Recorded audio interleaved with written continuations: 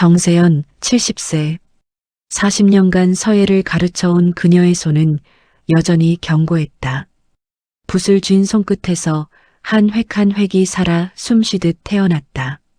어머니, 또 돈을 어디에 쓰셨어요? 딸 미래의 목소리가 날카롭게 울렸다. 세연은 고개를 들었다. 시장에서 장을 봤는데? 장 보는데 30만 원이요? 어머니, 요즘 깜빡깜빡 하시는 게 심해지셨어요. 미래가 한숨을 쉬며 말했다. 혹시 병원에서 검사라도 받아보시는 게 무슨 소리냐? 나는 멀쩡하다. 세연의 목소리에 당혹감이 스며들었다. 사위 성우가 미래의 어깨를 두드렸다. 어머니, 나이 드시면 자연스러운 일이에요. 부끄러워하실 일 아니에요. 그날 밤 세연은 가계부를 다시 펼쳤다. 분명 30만 원이 맞다. 쌀 20kg, 반찬거리, 그리고 손자 간식까지. 하나하나 기억이 선명한데 왜 딸은 자꾸 이상하다고 할까? 창밖으로 스며드는 달빛 아래 세연은 처음으로 자신을 의심하기 시작했다.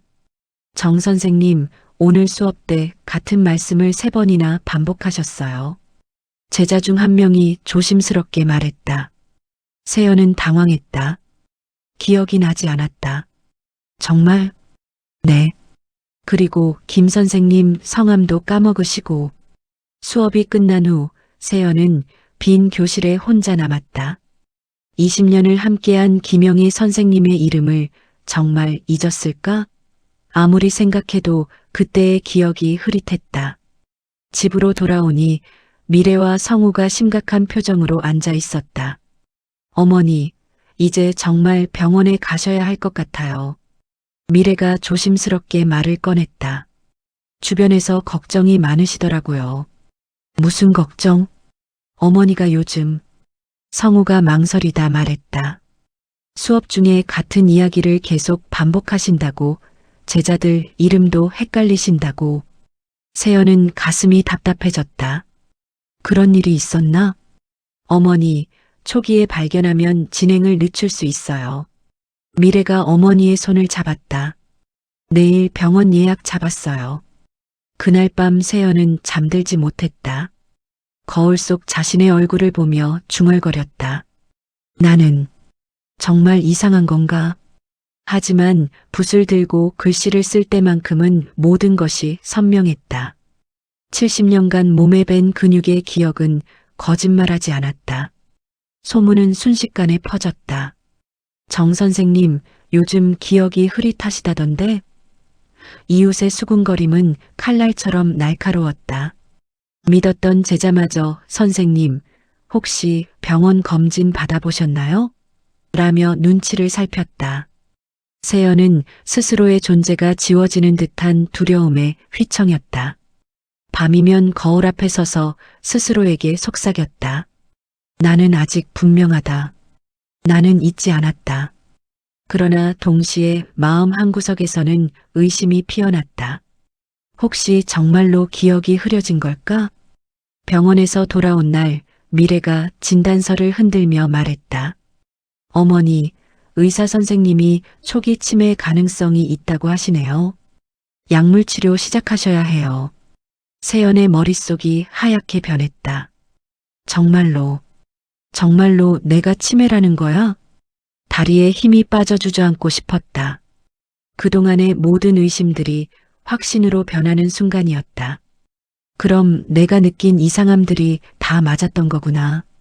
사람들이 나를 이상하게 본 것도, 딸이 걱정한 것도 다 이유가 있었던 거야. 세연은 진단서를 바라보며 절망에 빠졌다. 그런데 이상했다. 진단서의 글씨가 너무 흐릿해 보였다. 이것도 병 때문인가? 눈을 비비고 다시 봤지만 여전히 흐릿했다. 안경을 꺼내 써도 마찬가지였다. 아, 내가 정말 많이 아픈가 보다. 하지만 그 순간 우연히 켜둔 휴대폰에서 딸과 사위의 목소리가 들려왔다. 후견인만 되면 원고는 다 우리 거야. 유품 전시회 열면 돈도 벌고 어머니가 치매라고 소문내는 것도 효과가 있는 것 같아. 이제 좀 더 밀어붙이자. 세연은 온몸이 얼어붙었다. 뭐라고? 처음에는 잘못 들었나 싶어서 다시 들어봤다. 그런데 분명히 딸의 목소리였다. 소문을 낸다고? 치매라고? 순간 모든 것이 연결되었다. 갑작스러운 주변의 시선, 이상하다고 하는 사람들, 기억나지 않는 일들. 설마 나를? 붓을 쥔 손이 떨렸지만 이번엔 두려움 때문이 아니라 분노 때문이었다. 동시에 안도감도 밀려왔다. 내가 미친 게 아니었어. 내가 정상이었어. 하지만 곧 더 큰 절망이 찾아왔다. 그럼 내 딸이 나를 70년을 살면서 이런 배신은 처음이었다. 그것도 가장 믿었던 딸에게서. 이제 더 이상 물러설 수 없었다. 세연은 그날 밤 하얀 한지 위에 붓을 들었다. 떨림은 사라지고 오직 분노만이 남았다. 그녀가 쓴 것은 유언장이 아니었다. 바로 고발장이었다. 나 정세연은 온전한 정신으로 이 글을 쓴다. 2024년 3월 15일부터 현재까지 내 딸 정미래와 사위 김성호가 나를 치매 환자로 몰아가며 재산을 노린 계획적 범행을 저질렀음을 고발한다. 세밀하고 정교한 글씨체는 그 어느 때보다 또렷했다. 70년간 붓을 잡아온 서예가의 손은 거짓말을 하지 않았다. 다음 날 세연은 평소보다 일찍 일어나 정장을 차려입었다. 거울 속 자신은 당당했다. 첫 번째 목적지는 은행이었다. 모든 계좌의 거래 내역을 출력하며 각각의 출금이 언제, 누구의 요청으로 이루어졌는지 확인했다. KB은행 잔액 3억 2천만 원, 신한은행 잔액 2억 1천만 원, 적금 및 펀드 8천만 원, 500만 원 마이너스 미래 학원비 지원, 300만 원 마이너스 성호, 사업자금 200만 원 마이너스 손자 영어 캠프비, 800만 원 마이너스 미래 차량 구입비. 지난 6개월간만 해도 총 2천만 원이 넘는 돈이 딸과 사위에게 흘러갔다. 어머니, 갑자기 무슨 일이세요? 소식을 들은 미래가 황급히 달려왔다. 내 돈 내가 확인하는데 딸 허락이 필요한가? 세연의 목소리는 차갑게 가라앉았다. 세연은 부동산 등기부등본도 함께 출력했다. 마이너스 강남구 아파트 135평 공시지가 15억 2천만 원. 마이너스 종로구 한옥 80평 공시지가 12억 원. 마이너스 서예원 건물 및 토지 공시지가 8억 5천만 원. 어머니, 요즘 컨디션이 안 좋으시잖아요. 혹시 또 실수하실까봐. 실수? 세연이 은행 내역서를 펼쳐 보였다. 총 재산이 50억이 넘는데 이게 다 실수냐? 내가 학원비 달라고 한 것도, 성우가 사업자금 급하다고 한 것도. 미래의 얼굴이 창백해졌다. 그건 컨디션? 세연이 차갑게 웃었다. 내가 그렇게 만들었으니까. 그 순간 미래의 얼굴이 창백해졌다. 은행을 나온 세연은 곧바로 법무법인으로 향했다. 젊은 변호사 이준혁은 세연의 또렷한 말투와 정확한 기억력에 놀라며 사건을 접수했다. 오후에는 시립병원 신경과에서 정밀 검사를 받았다. 결과는 명확했다. 세연의 인지 능력은 또래 평균보다 훨씬 높았다. 혹시 다른 병원에서 치매 진단을 받으신 적이 있나요? 검사 결과로는 전혀 그런 징후가 보이지 않는데요. 세연은 미소를 지었다. 첫 번째 증거를 확보한 것이다. 일주일 후 세연은 자신의 서예 교실에 특별한 손님들을 초대했다.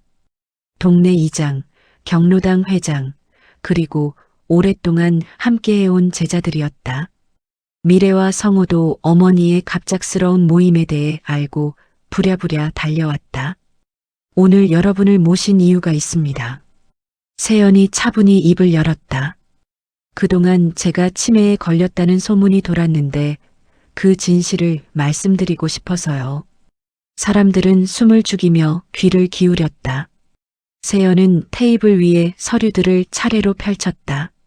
첫째, 저는 치매가 아닙니다. 그녀가 최신 진단서를 보여줬다. 시립병원에서 정밀 검사를 받았습니다. 인지 능력은 정상 범위를 훨씬 웃돕니다. 둘째, 제가 돈을 함부로 썼다는 것도 거짓입니다. 은행 내역서를 펼치며 설명했다. 모든 출금 내역이 여기 있습니다. 대부분이 딸과 사위의 요청에 의한 것입니다. 제자들과 이웃들의 표정이 점점 심각해졌다. 그리고 마지막으로 세연이 휴대폰을 꺼내 들었다. 이것을 들어보시기 바랍니다. 녹음 파일이 재생되었다. 후견인만 되면 원고는 다 우리 거야. 유품 전시회 열면 돈도 벌고 어머니가 치매라고 소문내는 것도 효과가 있는 것 같아. 이제 좀 더 밀어붙이자. 방안이 순식간에 얼어붙었다.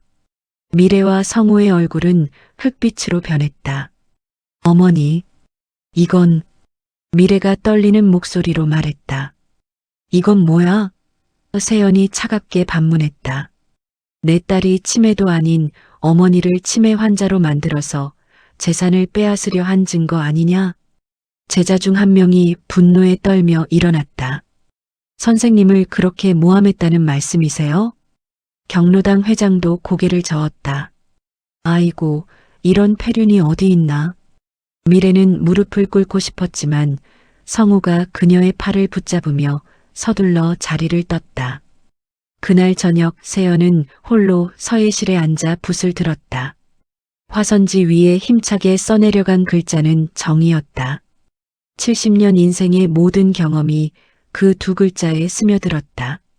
문득 창밖을 바라보니 미래와 성우가 짐을 싸서 나가는 모습이 보였다.